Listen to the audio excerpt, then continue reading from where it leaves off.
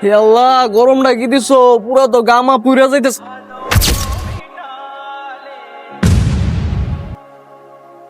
আরে এটা মানিক না? ওর জুতা কই? ও জুতা ছাড়া এই গরমের মাঝে ডিউটি করে কে? সাওয়াত না করে যাই, আমি তাড়াতাড়ি যাই ওরে জিজ্ঞেস করি, নাইলে ওর শরীর খারাপ হয়ে পড়বো। এই মানিক, আসসালামু আলাইকুম স্যার। তোমার কি মাথা নষ্ট হয়ে গেছে? তুমি এই রোদের মধ্যে খালি পায়ে ডিউটি করতেছো কে? তোমার জুতা কই? আর তুমি সাওয়ার মাঝে ডিউটি করো না কে? স্যার, যত স্যার ডিউটি না করলে চাকরি চলে যাব।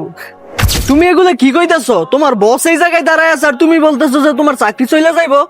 আমি তোমারে বলতাছি যে জুতা পরে ডিউটি করতে আর সাওয়ার মাঝে ডিউটি করতে। মানে এই তোমার তো মাথা ঘুরাইতেছে। না স্যার, কিচ্ছু হয় না, আমি ঠিক আছে স্যার। আমার না না কিচ্ছু না, হয় চলো চলো, তোমার সাওয়াই নিয়ে চলে যায়। না। প্লিজ স্যার, আমার নিয়েন না। স্যার, স্যার আমার সাহায্য দাঁড় করেন না, নইলে আমার বাচ্চাটা মারা যাবো স্যার। কি বলতেছো তুমি এগুলা? আমার তো কিছুই মাথায় ঢুকতেছে না। প্রথমে তো তোমার বললাম জুতা পরে ডিউটি করতে, আর তুমি বললা যে তোমার চাকরি চলে যাইবো জুতা পরে ডিউটি করলে। এখন তোমার ছাওয়া এনে দাঁড় করাইছি, তুমি বলতেছো যে তোমার বাচ্চা মারা যাইবো। আমি তো কিছুই বুঝতেছি না তোমার কথা। স্যার, স্যার আমি আপনাকে বুঝাই বলতেছি, সাহায্য দাঁড়াইলে আমার চাকরিটা চলে যাবো। চাকরি চলে গেলে আমি টাকা পাবো না, টাকা না পাইলে আমার বাচ্চার চিকিৎসা হইব না, আর চিকিৎসা না হইলে আমার বাচ্চাটা মারা যাইবো। স্যার প্লিজ স্যার, আমার রোদ্রে খালি পেয়ে ডিউটি করে দেন। তোমার কথা তো আমি কিছুই বুঝতেছি না। আর কিসের টাকা? আর তোমার বাচ্চারে কি হইছে? আর তোমার বাচ্চা কিসের চিকিৎসা করাইতে হবে আমার একটু বুঝাই বলো তো। ম্যানেজার সাহেব বলছে আমার খালি পায়ে ডিউটি করার লেগে, নইলে চাকরি থাকবো না। জানেন কিসের জন্য? কিসের জন্য? স্যার, আমি ম্যানেজার সাহেবের কাছে আমার বাচ্চার চিকিৎসার জন্য অ্যাডভান্স টাকা চাইছিলাম। রোজ তারে হাতে ধরছি, পায়ে ধরছি, কোনো কিছুতেই সে আমার টাকাটা দিল না। উল্টা বলে কি, তোর বাচ্চা মরলো কি বাঁচলো কি। এই কথা বলার পর আমি বলছি স্যার এইভাবে বললেন না। উনি আমার রাগ করে বলে কি, আজ থেকে তুই খালি পায়ে রোদ্রের মধ্যে ডিউটি করবি, আর না করতে পারলে তোর চাকরি থাকবো না। তাহলে বলেন স্যার, আমার কি অপরাধ ছিল?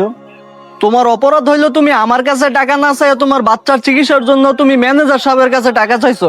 আরে তুমি তো আমার কাছে চাইতে পারতা। স্যার, স্যার ম্যানেজার স্যার দেখলে আমার চাকরি চলে যাবো। স্যার আমি যাই, খালি পায়ে ডিউটি করি গিয়া। এই দাঁড়াও, অনেক হয়েছে, তুমি অনেক বলছো, এবার আমারে বলতে দাও। তোমার এখন থেকে কেউ কিছু বলতে পারবো না, আর তোমার কেউ চাকরি থেকে বের করতে পারবো না, আর রোদ্রের মধ্যে দাঁড় করাইতে পারবো না। তোমার বস এই জায়গায় দাঁড়ায় আছে, আর তোমার বস সবাইরে সম্মান করতে জানে, সিকিউরিটি গার্ড থেকে দইরা ম্যানেজার পর্যন্ত। আর আমি থাকা অবস্থায় তোমার কেউ চাকরি থেকে বের করে দিব এই ক্ষমতা কারো হয় নাই। আরে তোমার বাচ্চার চিকিৎসার টাকা তুমি তো আমার কাছে চাইতে পারতা, তুমি ম্যানেজার সাহেবের কাছে টাকা চাইছো, ম্যানেজার সাহেব তোমার সাথে খারাপ ব্যবহার করছে, ওইটাও তুমি আমারে বলতে পারতা। আরে মানিক, আমি তোমার অনেক সম্মান করি, তোমার যাইতে আইতে জিজ্ঞেস করি তোমার শরীরের কি অবস্থা। তোমার বাচ্চার চিকিৎসার টাকাটা তো তুমি আমার কাছে চাইতে পারতা। আরে ম্যানেজার সাহেব যে তোমার এই রোদে দাঁড়ায় ডিউটি করার কথা বলছে, তুমি তো ওইটাও আমারে বলতে পারতা। তুমি যে রোদে খালি পায়ে ডিউটি করতেছো, তোমার যদি কিছু হয়ে যায় তাহলে তুমি বাচ্চার চিকিৎসা করাইবা কিভাবে? স্যার আমি আপনাকে যাইতে চাইছি, কিন্তু ম্যানেজার সাহেব আমরা যাইতে বারণ করছে। আর যদি যাই তাহলে আমার চাকরি চলে যাব। এই চাকরির ভয়ে স্যার আপনার কাছে আমি যাইনি। দেখেন স্যার, আমার পাড়া পুরে কি হয়েছে। আর চাকরিতে একটা ভয় আছে স্যার, আমার চাকরিটা চলে গেলে আমার বউ বাচ্চারা খাওয়াবো কি, আর আমার বাচ্চার চিকিৎসাও কিভাবে করাবো? আরে মানিক, তোমার বাচ্চার যে চিকিৎসার টাকা লাগবে ওইটা আমারও বলতে পারতা। এই নাও টাকা। না না স্যার, লাগবে না স্যার, টাকা লাগবে না। আরে ধরো, এটা দিয়ে তোমার বাচ্চার চিকিৎসা করো। আর একটা কথা কান খুইলা শুনে রাখো, তুমি যেমন আমার অফিসের একজন সম্মানিত কর্মচারী, আমার ম্যানেজার সাহেব তেমনই একজন সম্মানিত কর্মচারী। তোমার আর ওর মাঝে পার্থক্য একটাই, যে ও পড়াশোনা কইরা এসি রুমে চাকরি করে আর তুমি রোদ্রের মাঝে ডিউটি করো। এখন থেকে তোমার যদি কোনো সমস্যা হয় তাহলে সোজা আমারে বলবা। আর তোমার সাথে যদি কেউ খারাপ ব্যবহার করে ওইটার তুমি উচিত জবাব দিবা। তুমি তোমার নিজের কোনো সময় ছোট মনে করবা না। তারপরেও যদি কেউ তোমার সাথে খারাপ ব্যবহার করে তাহলে তোমার বস আছে সাথে, এইটা মনে রাখবা। অনেক শুক্রিয়া স্যার, আপনি আমার টাকাটা দিয়ে অনেক উপকার করছেন। যাও তাড়াতাড়ি তোমার বাচ্চার চিকিৎসা করাও, এখানে দাঁড়ায় থেকো না। আর তোমার জুতা পইরা যাও, রাস্তার মাঝে কিছু খাইয়া যাও।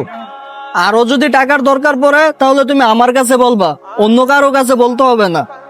যাও এখন তুমি। আচ্ছা স্যার, তাহলে আমি এখন আসি।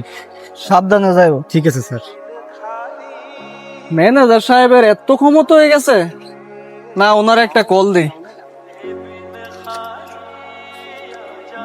হ্যালো ম্যানেজার সাহেব, আপনি এখনই অফিসের গেটে চলে আসেন, জলদি আসেন। সালাম আলাইকুম স্যার। আসছেন? আরে আপনি তো খুব সুন্দর জুতা পরছেন।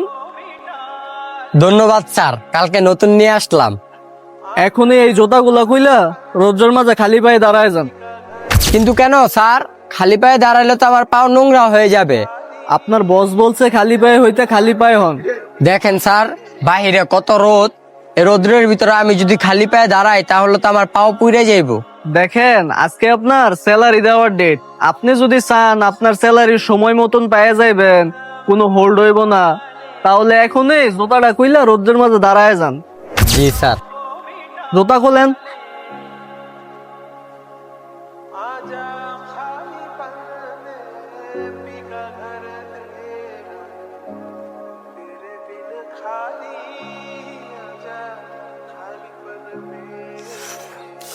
উফ স্যার, আমার পাওটা ঝুলে যেতেছে গা স্যার।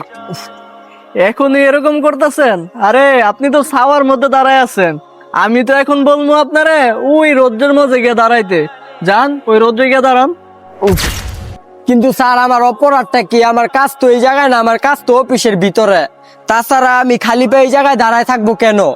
যদি আপনার চাকরির মায়া থাকে তাহলে এত কথা বললেন না, আমি যা বলছি তাই করুন, এখন গিয়ে রোদ্রের মাঝে দাঁড়ায় থাকেন। আর যদি আপনি না করেন তাহলে আপনাকে এখনই আমি চাকরি থেকে বের করে দেবো, আর স্যালারি আপনার হোল্ড করে দেবো। স্যার আমি যাইতাছি, স্যার আমি যাইতাছি। উফ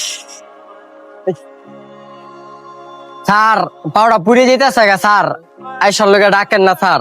ম্যানেজার সাহেব, আপনি তখনই আসবেন যখন এই রোদ চলে যাবে। যতক্ষণ পর্যন্ত এই রোদ আছে ততক্ষণ পর্যন্ত আপনি এই জায়গায় দাঁড়ায় থাকবেন। আর আজকের পর থেকে যদি অফিসের বাইরে এই রৌদ্র থাকে তাহলে আপনি প্রতিদিন এই জায়গায় দাঁড়ায় থাকবেন এই রৌদ্রের মধ্যে। এইটা আপনার বসের অর্ডার। উফ। কিন্তু স্যার কেন? আমার অপরাধটা কি? আর কেনই আমার এই শাস্তি দিতেছেন? ম্যানেজার যখন স্কুলের টিচার হয়ে যায় অন্যরা শাস্তি দেয়, তখন ম্যানেজার রে মনে করাই দিতে হয় যে ওর দায়িত্ব কি।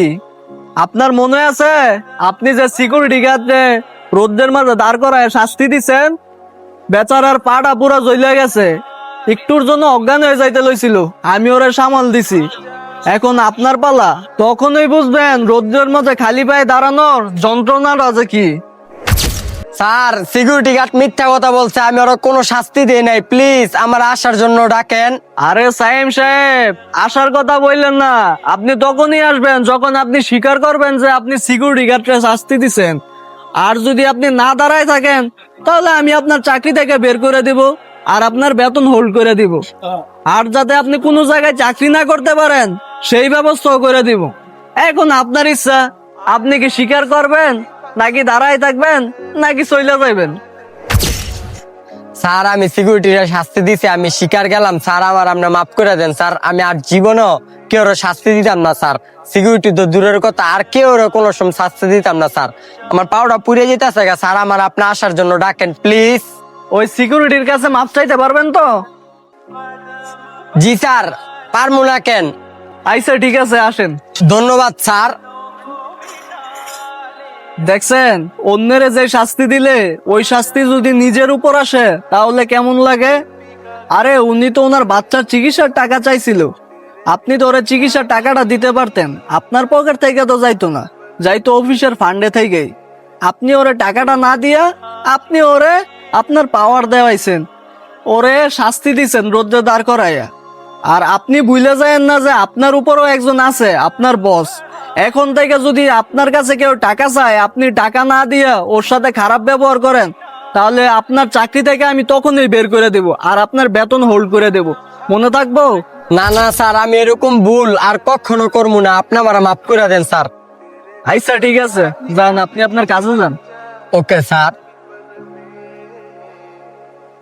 সময় সবকিছুর হিসাব রাখে, আপনি আজ অন্যকে যা দিবেন কাল তাই কোনো না কোনো ভাবে আপনার কাছেই ফিরে আসবে। তাই দয়া করে সবার সাথে ভালোবাসার সম্পর্ক তৈরি করুন।